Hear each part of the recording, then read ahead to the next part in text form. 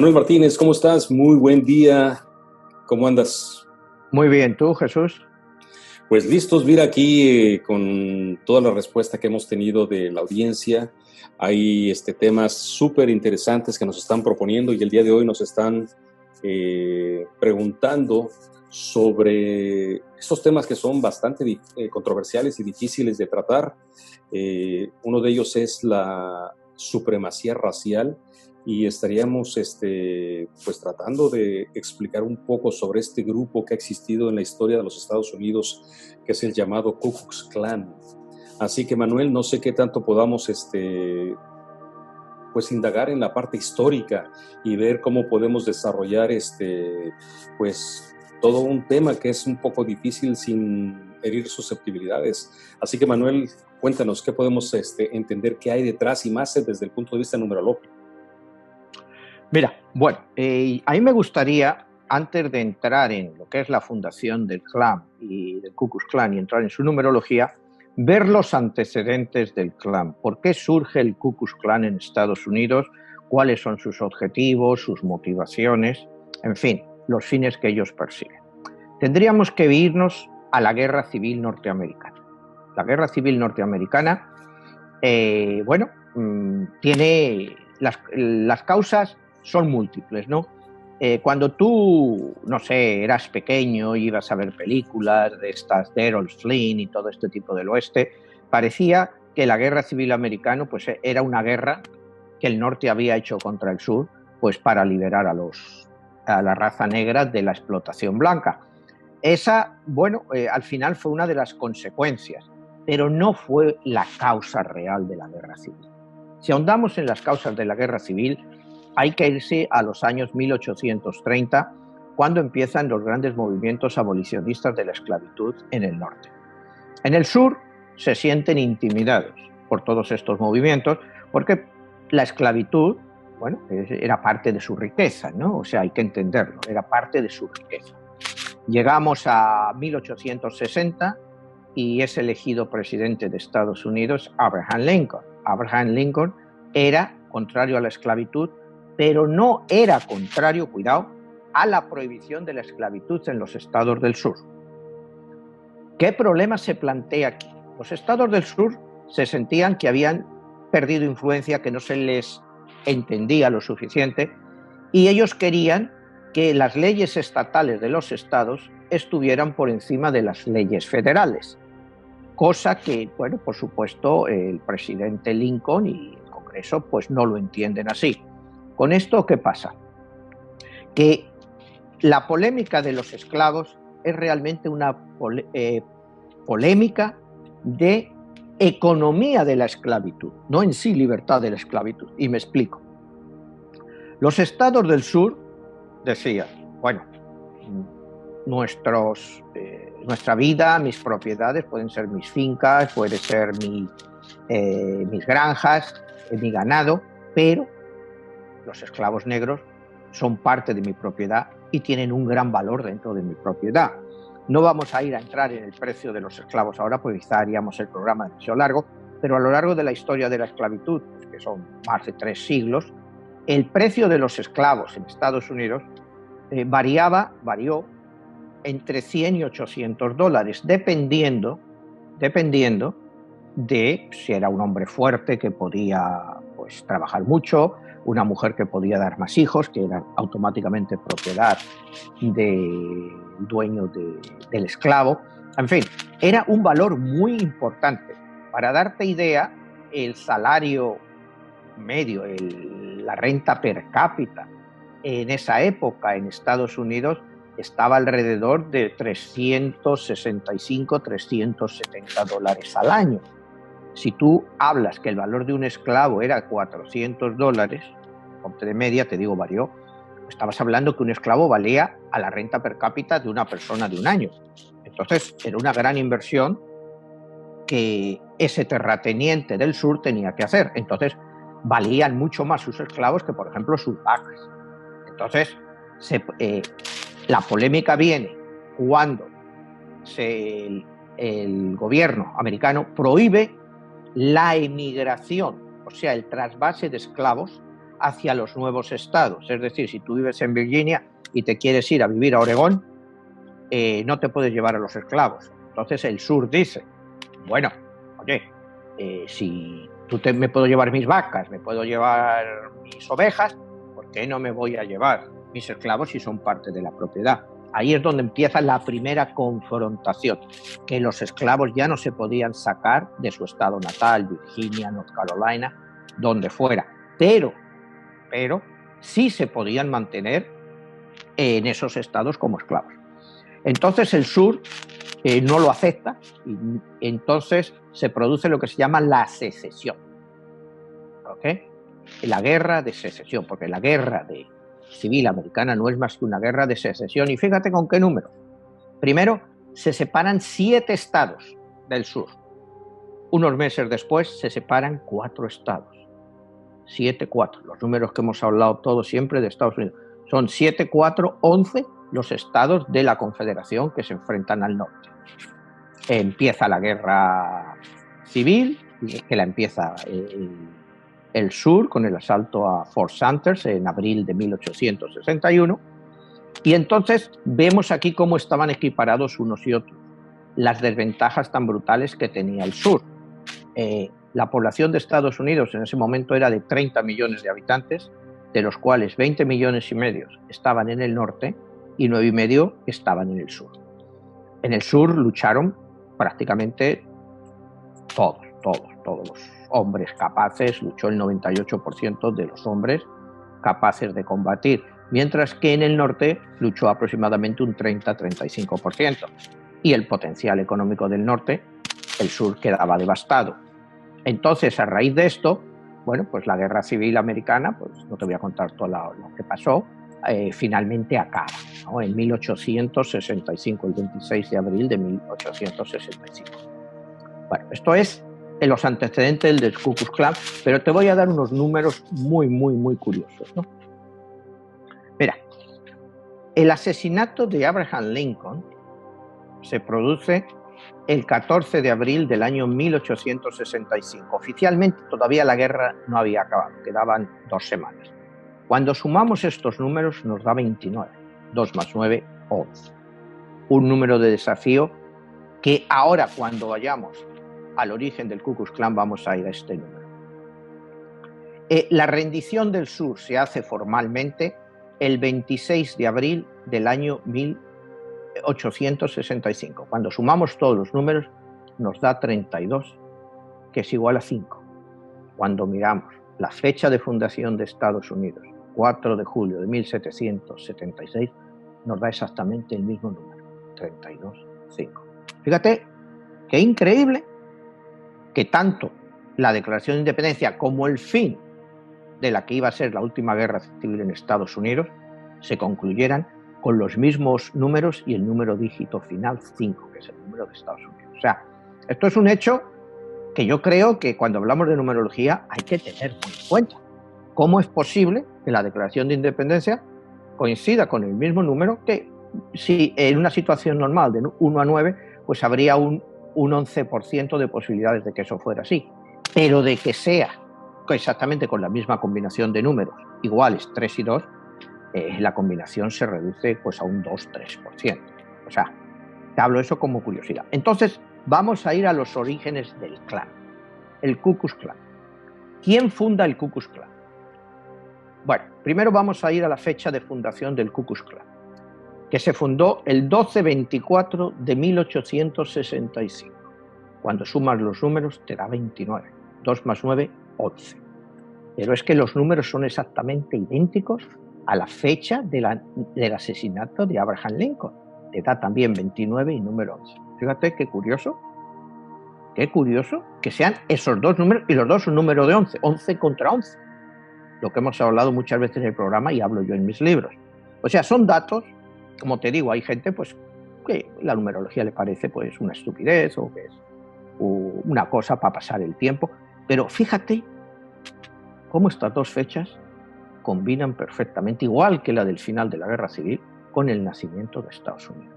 O sea, esto ya te marcaba un desafío tremendo. Entonces, partiendo de esa premisa, Vamos a empezar con la fundación del clan, el 12-24 de 1865, que es un número 11. El primer clan se funda en la ciudad de Pulaski, en el estado de Tennessee. La fundan exactamente 6 soldados confederados que quieren, pues, fundar una organización para combatir lo que ellos dicen el poder de la raza negra, de la nueva raza negra, que ahora es libre en teoría, y ellos sienten sus derechos como ciudadanos blancos pues totalmente limitados. Ku Klux Klan. ¿Qué es Ku Klux Klan? ¿De dónde viene ese nombre? Mira, hay 2 versiones para analizar el nombre. Ku Klux Klan. La versión que se popularizó mucho era que es el sonido que hace un rifle cuando lo cargas y vas a disparar. Haces Ku Klux Klan. Esa ha sido siempre la versión más popular de donde viene el nombre, pero esa versión la popularizó Arthur Conan Doyle, el que escribió las novelas de Sherlock Holmes, en una novela de Sherlock Holmes, y él es el primero que la utiliza. No hay una base exacta que nos diga que ese era el significado original, pero ha sido el que se ha quedado como popular.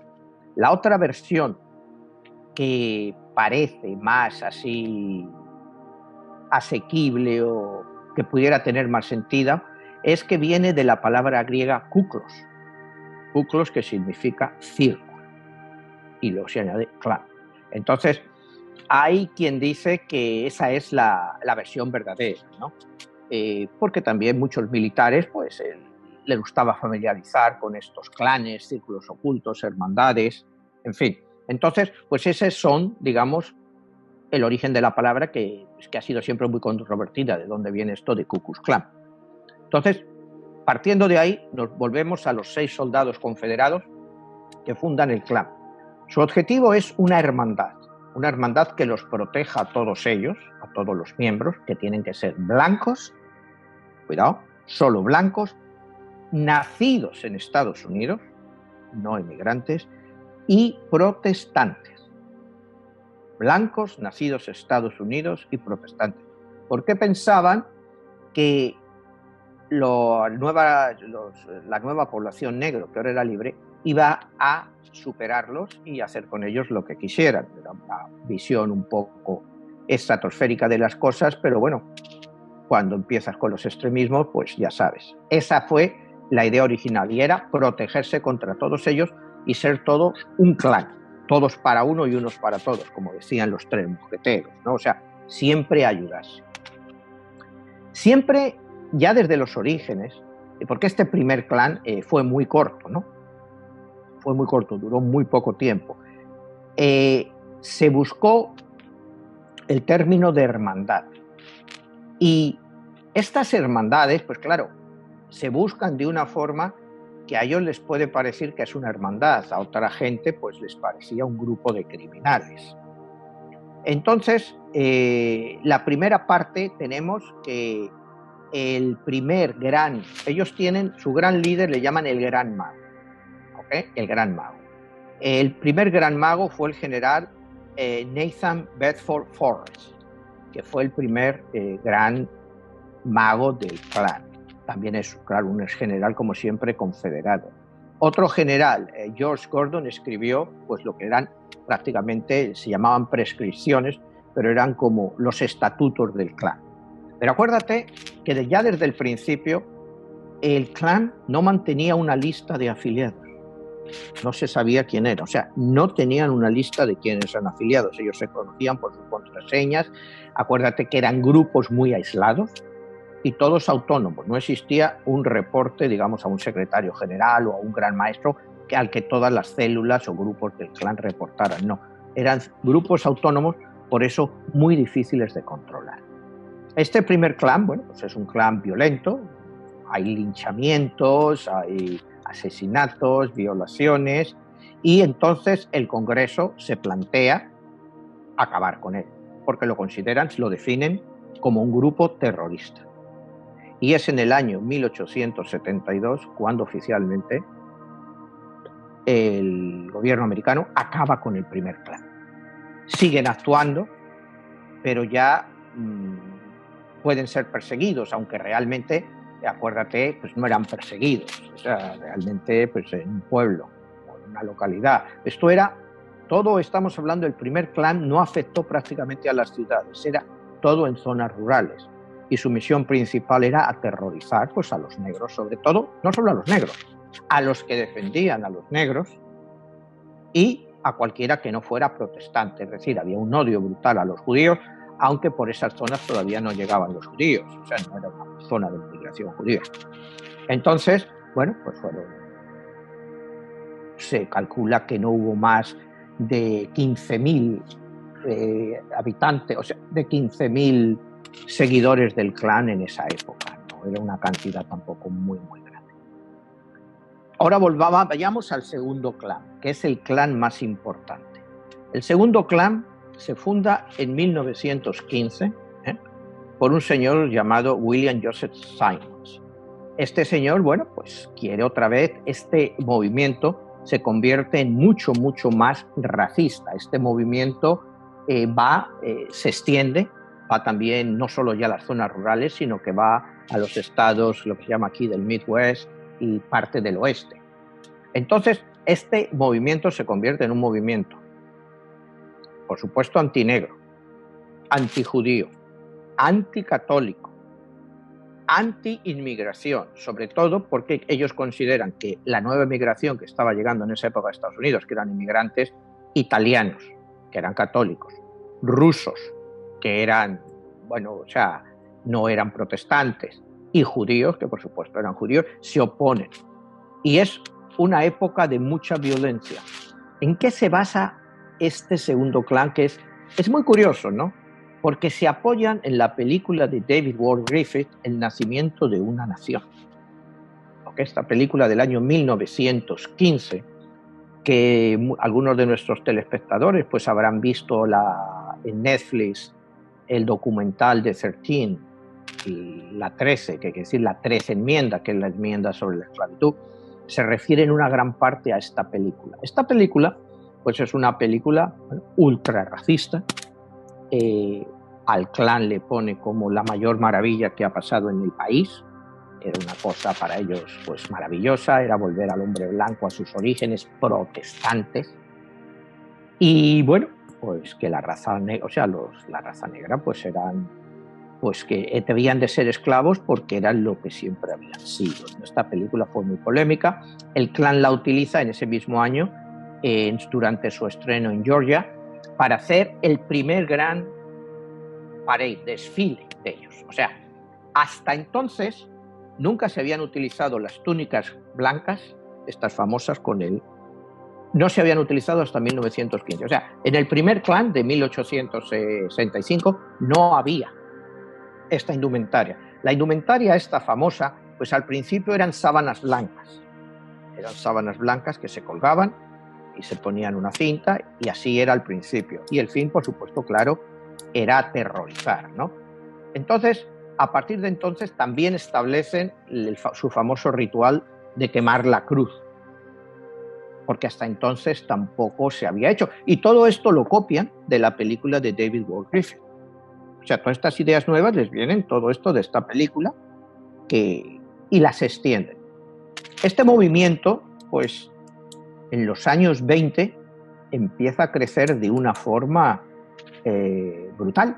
O sea, hablábamos, te decía antes, el primer clan tenía 20.000 miembros. Este clan, en el año 1925, que es su época más alta, se calcula que pudo llegar a 4 millones de personas, que significaba el 15% de la población americana elegible para entrar dentro de esta fraternidad o clan.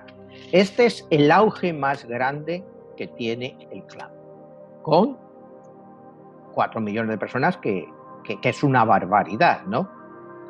Entonces a este clan le sale un grupo que se hace frente a ellos, tampoco fue muy importante, y se llamaban los Caballeros Rojos de Red Knight. Se enfrentaron al clan, tuvieron peleas, bueno, había sus incidentes. Y es en 1921 cuando el clan adopta una actitud más empresarial, es decir, tienen reclutas profesionales, van ofreciendo las maravillas del Clan a toda la gente, y es cuando llegan a ese nivel de casi 4 millones de personas. Y su lema fundamental es americanismo 100%, 100% americanismo. Es decir, otra vez lo mismo, nacidos en Estados Unidos, blancos y protestantes. ¿Cuáles eran, me vas a preguntar, el papel de las mujeres en el clan? Las mujeres en el primer clan prácticamente no tenían participación, no había membresía para ellas, ¿no? Entonces, pues ellas, bueno, pues se encargaban pues, de las cosas sociales, de las fiestas que hacían, del cuidado de los niños. En el segundo clan, ya las mujeres sí tienen una importancia muy, muy fuerte, ¿no?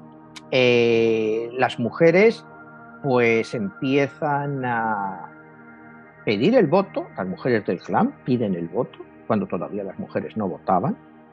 Bueno, era el movimiento este del clan de 1920, está a favor del prohibicionismo, o sea, contra las leyes contra el alcohol en Estados Unidos, están contra las leyes de que se pueda beber alcohol.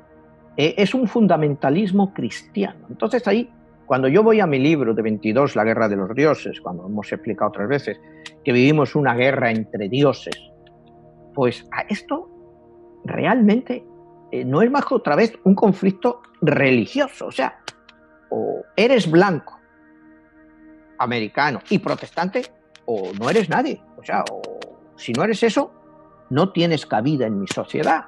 Nos ponemos en ese contexto, ¿no? Tan delicado. Es decir, mi Dios, o sea, en este caso, pues, como hemos hablado otra vez, es Cristo o Jesús, como el cristiano le quiera llamar.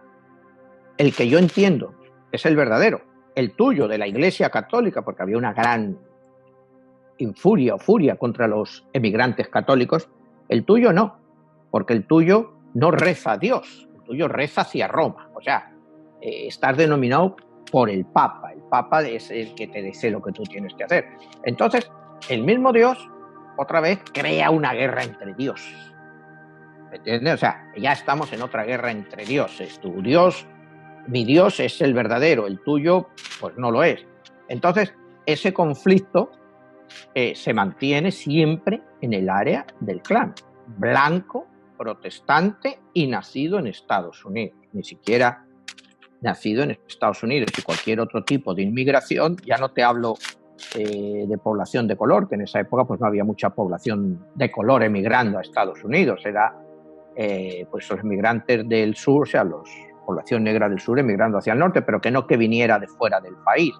Lo que más venía era eso, europeos del sur, lituanos, rusos y ese tipo de migrantes. Manuel, muchos se preguntarán cómo es que es posible que un país que está fundado literalmente o hecho en base de la inmigración de tantas partes del mundo surgiese este tipo de situaciones a donde existe la supremacía racial, a donde existe la discriminación y existe una organización política a donde llega a tener consecuencias de tener la persecución, porque literalmente se están dando situaciones muy complicadas o muy complejas. La pregunta es, esa parte religiosa que bien lo mencionas, ¿qué bases pudieran haber tomado ellos de la Biblia? Mira, las bases de la Biblia, acuérdate que en Estados Unidos, el sur o los supremacistas, los que favorecían la esclavitud, siempre se basaron en el Génesis. En el Génesis, en el capítulo 9, versículos 21 al 27. Pues es un capítulo muy curioso, es el capítulo en el que Moisés tiene la primera cosecha de vino, o sea, de uva, entonces la convierte en vino, se toma varios tragos de más y se coge una borrachera que se cae tendido en su tienda, ¿no? Y con una borrachera que no. Entonces, uno de sus hijos, Cam, entra a la tienda, le ve al padre que está ahí con un pedo que no se tiene, desnudo, y se ríe de él. Se ríe de él, dice, pero qué borracho es, qué tal, cual, ahí tirado. Y entonces va y se lo cuenta a sus hermanos, Seth y Jafet. Entonces Seth y Jafet lo que hacen es que entran a la tienda y le cubren al padre con una manta para que bueno, para que esté más visible, ¿no? Entonces, al día siguiente, cuando a Moisés se le ha pasado la borrachera, pues sale y, bueno, encabronado, y maldice a Cam. Dice: maldito seas Cam, tú serás esclavo de tus hermanos, serás esclavo de Jafet. Pero es que la Biblia en ningún punto dice que Cam fuera negro. O sea, este es el punto que siempre ha sido un interrogante que se ha utilizado. Nunca en ningún momento la Biblia dice, y no tiene mucho sentido, o sea, porque si los tres eran hijos de Noé, pues igual había tenido Cam con una mujer negra, no lo sé, pero la Biblia no lo menciona en ningún punto. O sea, cuando te lees el Génesis, no te menciona en ninguna parte que sea, quizá alguna interpretación posterior, te dice, bueno, es que fue una de las mujeres de Noé que era negra. Yo nunca lo he visto, no lo he leído, por eso te digo, es un punto en el cual se ha basado la esclavitud para justificarla bíblicamente, pues que no tiene ninguna validez histórica por lo que nosotros tenemos.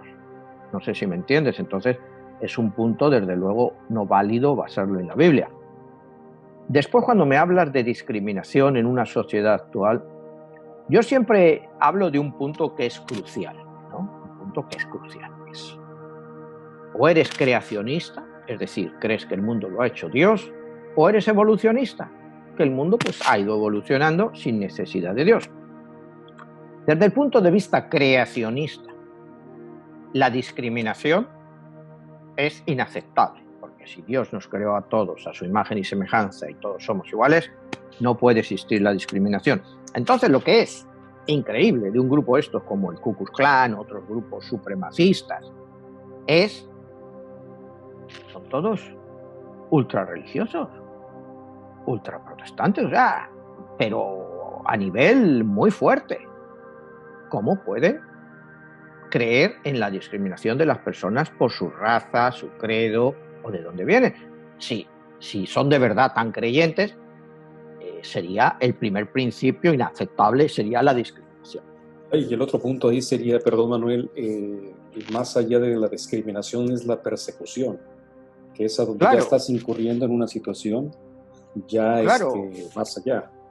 Claro, la persecución es que, como te digo, como ellos se basaban en que son superiores, no sé si me entiendes, partiendo de eso, pues se permitían pues linchar a la gente, violar, asesinar, en fin, es una serie de cosas que hacerlas en nombre de Dios. Y el caso, mira, muchos miembros de esta época del Klan eran ministros protestantes, pero de poca monta. O sea, los grandes líderes protestantes del momento condenaron al Klan. ¿Me entiendes? Pero había, como te digo, había bastantes pastores, líderes de estos religiosos menores, porque estás hablando a lo mejor de una comunidad de 400 personas. Es un líder, ¿no? Para la gente religiosa, pues su pastor es su líder, ¿no? Entonces, había muchos de estos pastores que eran miembros del Klan e incitaban al odio. Y todo eso en el nombre de Dios, o sea, del Dios suyo. Entonces, después de aclararte esto, pasamos al segundo punto, después de creacionismo, que es evolución. Mira, desde el punto de vista de la evolución, es duro decir esto, pero el racismo es mucho más comprensible, porque si crees en la evolución humana, puedes decir, bueno, hay razas o hay gentes, hay países que han evolucionado mucho más de otros. Ellos te alegan, bueno, África, ¿por qué África no ha evolucionado? Ahí está. Entonces, es más comprensible entender la discriminación de un evolucionista que de un creacionista. Pero es que la discriminación en casi todos los países la hacen los creacionistas. Que eso es lo más chocante de todo esto, ¿no? Porque yo te digo, yo puedo entender a un evolucionista que diga, oye, mira, la vida es así, tú eres rico o eres pobre. O sea, tú has tenido, a mí me da igual que tú hayas nacido en África o yo he nacido en Nueva York, yo soy rico, yo me lo he ganado, mi evolución es la ley del más fuerte, como es la propia evolución. Entonces, yo no tengo por qué tener ninguna simpatía por ti. Eso, te digo, no lo comparto, pero puedo entender ese punto de vista de un evolucionista. De quien me resulta increíble y cínico es de un creacionista. No sé si me explico bien, o sea, todo el mundo, o sea, la evolución está sujeta a todo tipo de interpretaciones. La evolución de los nazis, bueno, pues, o sea, son supremacistas arios y nada que no sea ario no tiene.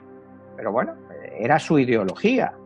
No sé si me entiendes, una ideología, bueno, pues totalmente equivocada, pero si hubieran triunfado en la guerra, pues la gente, pues igualmente hoy en día los podría aceptar. Pero nunca se puede aceptar desde el punto de vista de una persona cristiana. O sea, que crees en lo judía, que crees en los valores del cristianismo. El racismo es absolutamente inaceptable. Pero y bueno. La numerología detrás de todo este grupo, ¿a qué nos lleva? Entender bueno, que... la numerología lo que nos lleva a todo es que es un grupo de enfrentamiento, constantemente con su número 11, ¿no? O sea, es numerología, pues analizar un grupo así numerológicamente, pues hay que analizarlo por periodos, ¿no? Ahora estamos en el segundo clan, ¿me entiendes? Y te digo, un clan donde las mujeres, se creó un clan para las mujeres que se llamaba W de Woman, Ku Klux Klan. En esta época se creó, no es una cosa, y incluso se creó en esta misma época el Junior Ku Klux Klan para los niños, para ir indoctrinando a los niños. O sea, iban muy fuertes, como te digo. Entonces, bueno, pues la situación se iba a desacelerar el crecimiento del clan con la llegada ya de la Gran Depresión en 1929, y ya el número de activistas en el clan, pues fíjate, te bajan de 4 millones a aproximadamente 35-40.000. Imagínate, eso también viene por uno de los grandes líderes del clan, es acusado de un asesinato. Es acusado de un asesinato, violación y robo de una mujer que se llamaba Madge Oberholzer. Entonces esto crea una polémica nacional muy grande y hace que la afiliación al clan baje una cantidad dramática. O sea, ya la gente ya deja de ir al clan. Y el golpe final al clan se lo da, y te va a parecer curioso, Superman. Se había acabado ya, pues sí, Superman cuando hay un libro, no sé si lo leíste hace años, que se llama Freakonomics, y te dice causas en la economía extrañas pero que provocan cambios sustanciales. Me parece que es DC Marvel el que hace todo esto, empieza a publicar capítulos de Superman. Y como a Superman pues ya se le estaban acabando los villanos, empiezan a poner de villano al Ku Klux Klan. Entonces Superman siempre va, y había un programa hasta de radio, y era Superman, pues iba contra el Gran Mago, y todo este tipo de cosas hace que la gente empiece a despreciar al clan. Fíjate qué curioso. A través de Superman, de los cómics, hacen que el clan realmente empiece a caer en desgracia, pues te digo, de 4 millones que se dice que podían tener, y son cifras muy realistas, ¿no? O sea, porque están en Wikipedia, están en todas partes, que esas eran las cifras que había. Entonces, hay algún hecho, por ejemplo, se decía que el presidente Woodrow Wilson pues apoyaba al clan, y él siempre lo desmintió, y es que precisamente David Ward Griffith le presentó en la Casa Blanca la película esta, El nacimiento de una nación, y Griffith decía que le había encantado al presidente, el presidente decía que era lo contrario. No hay ningún punto que apoye realmente que el presidente Wilson apoyara al clan, pero siempre ha estado también en la propaganda, porque era la época esa tan alta, te digo, de popularidad del clan, que llegó hasta casi los 4 millones. Entonces, con el asesinato de Maggie Oberholzer y la condena de su asesino, un miembro muy importante del clan, más o menos, y Superman, se acaba lo que es la segunda etapa del clan. En la tercera etapa, el tercer clan nace realmente en los años 50, y se basa sobre todo contra los movimientos de los derechos humanos, cuando la población afroamericana en los 50, 60, con Martin Luther King, empiezan a reclamar derechos totales para ellos como ciudadanos, derecho de integración. Bueno, toda la historia ya la sabemos, de la lucha del movimiento de derechos humanos. Ahí es donde se hacen otra vez muy fuertes, pero se hacen muy fuertes sin estar coordinados tampoco, porque te digo, el clan son organizaciones normalmente locales, muy pequeñas, separadas entre sí, con una coordinación, bueno, a veces tienen una coordinación estatal con un gran líder que los une, pero como te digo, es muy complicado por la estructura que ellos mantienen de saber cuántos miembros hay en el clan. Entonces, bueno, pues otra vez empiezan linchamientos, asesinatos de líderes de los derechos humanos en favor de la población negra, de activistas también blancos que apoyan a los negros. Ya disminuye el anticatolicismo, ya no es parte de este tercer clan. Los católicos ya no son un target para ellos, ya los católicos ya los dejan de lado. Sí siguen siendo los negros, por supuesto, los judíos y los emigrantes, ¿no? Pero a los católicos ya los sacan de la película. Entonces este clan es el clan que ha subsistido con subidas y bajadas hasta el día de hoy, ¿no? Es el clan actual, que se calcula pues, que debe de haber en Estados Unidos pues, no más de 25.000 miembros, pero sin embargo en algunos sitios pues, son muy activos, pero te vuelvo a decir, en pequeñas comunidades, en Indiana siguen siendo muy fuertes, en otros estados, pero hablas de cantidades, una cosa es de miembros y otra es de simpatizantes. Cuidado, porque se calcula que miembros deben de ser como 20.000 en la actualidad, pero simpatizantes fácilmente te llegan a 500.000, que tampoco es una cantidad exagerada, pero una cantidad que puede hacer mucho daño. Puede hacer mucho daño, ¿no? 20.000 miembros activos y unos 500.000 simpatizantes. Estos 500.000 simpatizantes pues les pueden dar protección, les pueden dar, en fin, apoyos, pero no son miembros activos del clan. Entonces, pues más o menos eso es un poco la historia del clan hasta nuestros días, ¿no? Es un movimiento, pues como hemos dicho, racista, anti-inmigración, anti-todo, lo que no sea. Ahora, últimamente, pues ha evolucionado más, ¿no? Ahora es también anti-islámico, pero bueno, eso es una característica nueva que ha añadido, ¿no? Manuel, aquí hay un punto, dice por ahí un lema que quien no conoce la historia está condenado a repetirla. ¿Cómo es posible que después de más de 100 años hoy en día se esté hablando de este tema y más aún que siga habiendo este tipo de exacerbación de grupos que pues tengan todavía esa situación de discriminar y perseguir y de generar este tipo de animadversión ante cualquier persona que supuestamente en un estado de derecho donde hay libertades, donde hay es un país que tiene una constitución y nos regimos por esa constitución? ¿Cómo es posible que hoy en día en este siglo XXI estemos viendo este tipo de situaciones? Bueno, mira, nosotros somos sapiens, ¿no? Sapiens pues es el animal, como lo queramos llamar, más destructivo que ha existido en toda la historia de la humanidad. Entonces, los instintos de este sapiens, pues son instintos de supervivencia, eso es lo primero.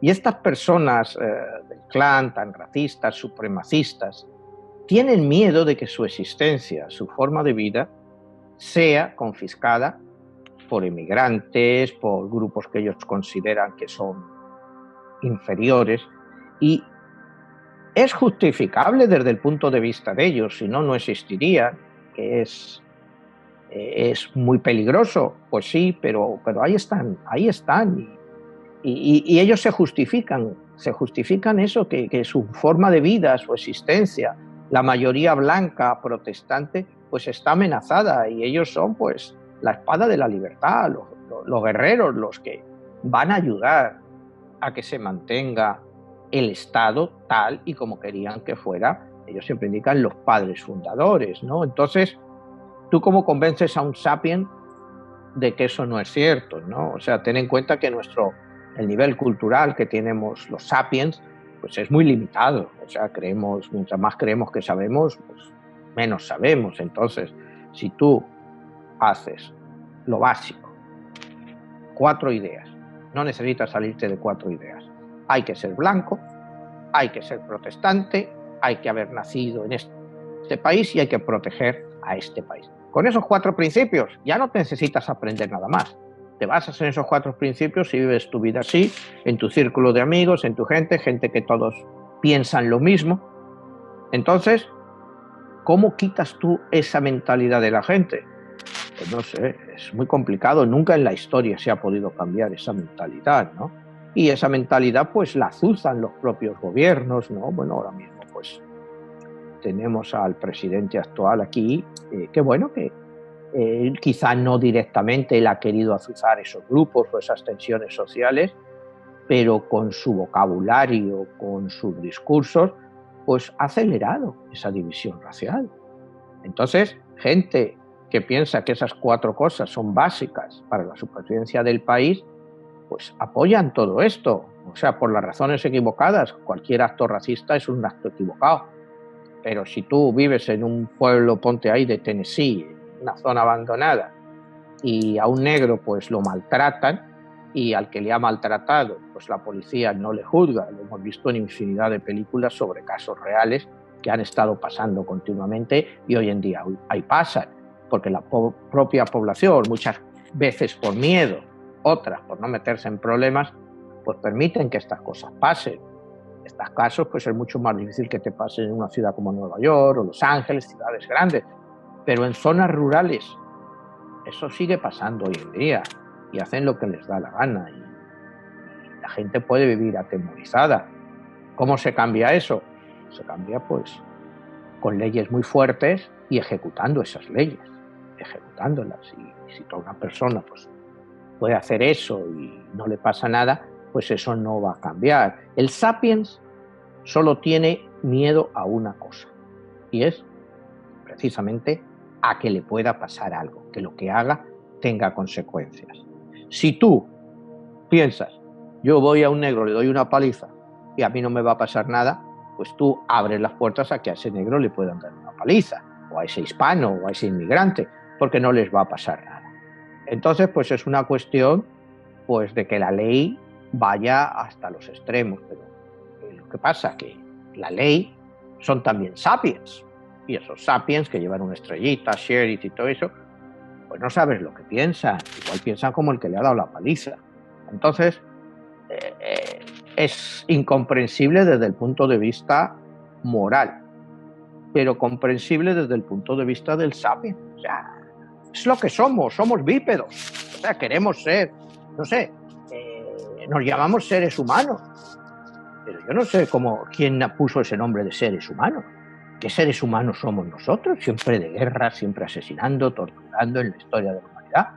Y nos llamamos seres humanos. Coño, los animales son mucho más civilizados que nosotros, ¿no? O sea, somos bípedos.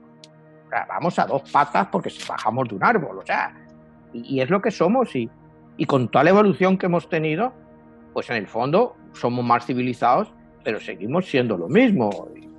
¿Me entiendes? Yo siempre pongo un ejemplo, ¿no? Somos bípedos, vamos a 2 patas.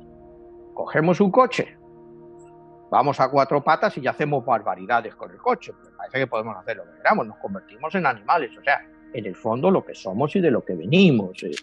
Yo sigo creyendo que lo que se llama el ser humano, este sapiens que somos, prevalecen mucho más las características negativas que las positivas, desgraciadamente. Por eso estamos como estamos, por eso tenemos los gobernantes que tenemos. O sea, es una consecuencia de nuestra propia evolución, de los sapiens, pues, ¿qué es lo que somos? Manuel, muy interesante este tema, es algo controversial, difícil de hablar, y pensar que hoy en día estamos viendo en los medios este tipo de situaciones donde vemos noticias a donde todavía pasan estas cosas, ¿no?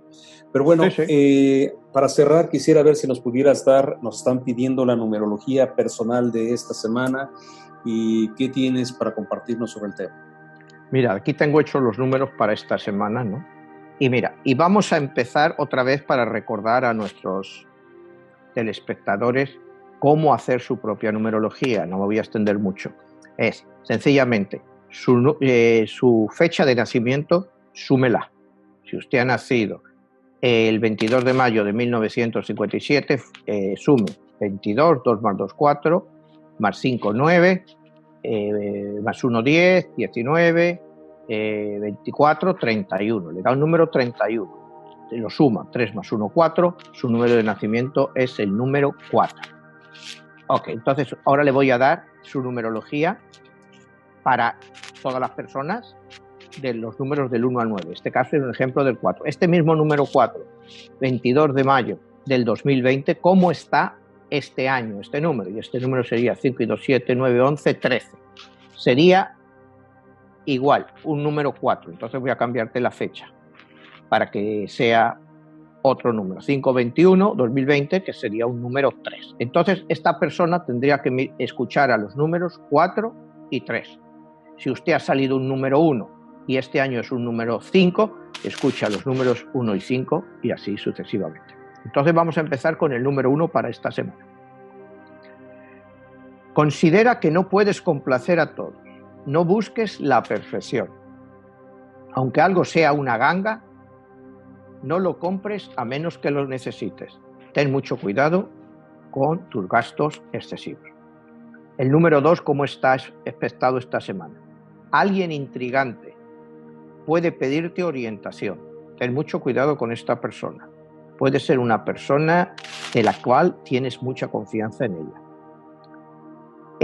Este día, sin embargo, esta semana puede ser una buena semana para firmar un contrato. Si tienes algún contrato pendiente o algo de cualquier cosa, esta semana está muy bien aspectada para ti. Pon atención otra vez, bueno, es que ahora nos está dando muchos números del dinero. Pon atención a cómo gastas tu dinero. No lo mal uses, puedes necesitarlo en un futuro. Es que ahora mismo, claro, cuando haces la numerología para la semana, ahora los números nos van a dar muchos números de dinero, de preocupación por la situación económica, en fin.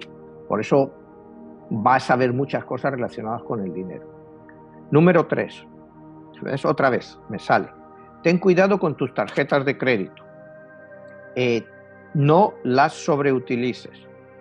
Puedes tener curiosidad acerca de una nueva persona que se ha acercado a tu vida. Ten cuidado con ella. Ayuda, si puedes, a una persona que te está pidiendo ayuda. Esto es como está el número 3. El número 4. Mantén tu asombro infantil acerca del mundo. Mantente abierto a nuevas situaciones y experiencias. Eso que está causando tu infelicidad ahora mismo, número 4, es temporal. Es temporal. Mantente tranquilo porque lograrás superarlo. Un nuevo posible empleo parece que te pudiera ser ofrecido. Piénsalo. Analiza mucho en lo que te vas a comprometer, porque es una semana muy conflictiva para aceptar nuevas ofertas de empleo. Número 5. Puedes recibir una profunda oposición hacia una nueva idea, porque parece que esa idea es bastante revolucionaria. Utiliza métodos convencionales para terminar un trabajo que has llevado a cabo, que estás tratando de llevar a cabo por mucho tiempo y eres incapaz de terminarlo. Concéntrate. Y si no puedes acabarlo, no pierdas más el tiempo en él. Vamos a ir al número 6. El número 6. Posees la capacidad de superar obstáculos. Ten mucho cuidado si alguien te quiere facilitar dinero.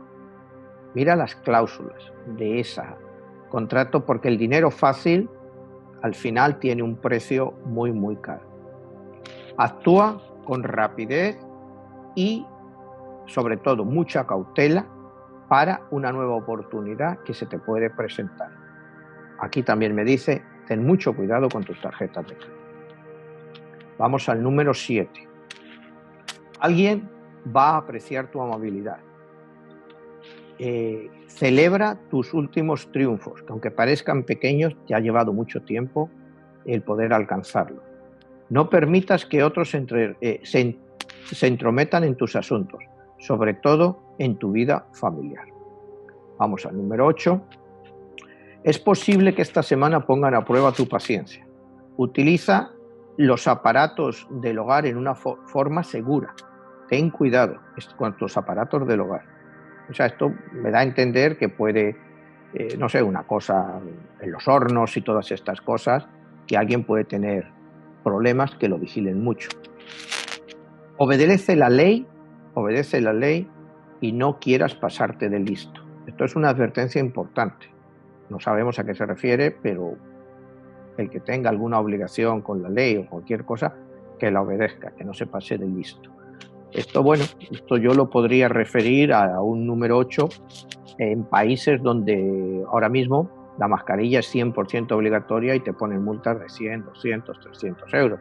Pues que no trates de hacerte el listo. Y por último, el número 9 es muéstrate espontáneo e invita a un compañero de trabajo a beber una copa. Bueno, ahora eso yo creo que está un poco complicado, ¿no? Sobre todo en este país, pero bueno, es lo que decían los números para esta semana. Ten mucho cuidado en perderte en tus ensueños. Sé más realista. No te pases el día soñando. Una persona más joven que tú puede tratar de buscarte a ti para que tú seas su guía. Y también recomienda, sé muy cuidadoso en cómo gastas tu dinero. No te permitas gastos superfluos que en un futuro no vas a poder pagar. Estos son los 9 números de la semana. Y bueno, pues ahí está, que las personas que quieran, pues que se hagan sus números. Ya saben, el número de nacimiento siempre va a ser el mismo, con que se lo hagan una vez, no lo tienen que hacer más. Y su número del año, pues también lo hacen una vez al año y ya saben los números que van a ser del año: 4 y 5, 4 y 6, 1 y 7. Y así funciona. Y que escuchen estos consejos porque están basados en numerología, como te digo, quién los cree, quién no los cree, pero son los mensajes que nos mandan los números esta semana, Jesús. Muy bien, Manuel.